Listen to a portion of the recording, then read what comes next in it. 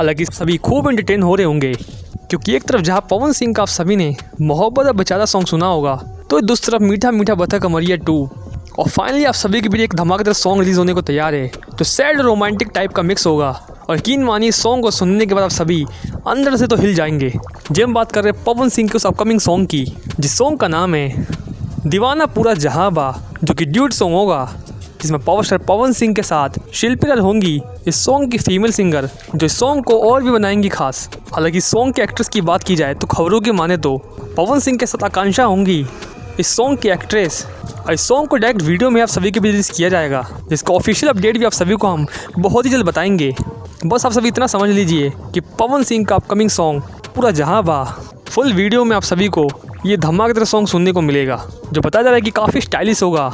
पवन सिंह का different look होगा इस सॉन्ग में, और इस सॉन्ग के फर्स्ट लुक भी आप सभी के बीच बहुत ही जल्द रिलीज होगा। तो फिलहाल के लिए किस किस को बेसब्री से इंतजार है पवन सिंह के इस अपकमिंग सॉन्ग का, हमें कमेंट सेक्शन में बताइएगा। और कैसा लगा इस सॉन्ग का नाम और कैसा लगा आप सभी को इस सॉन्ग का टाइटल, हमें कमेंट सेक्शन में बताइएगा। इस वीडियो में फिलहाल इतना ही, मिलते हैं इस गाने से जुड़ी और भी खबरों के साथ। तब तक के लिए धन्यवाद।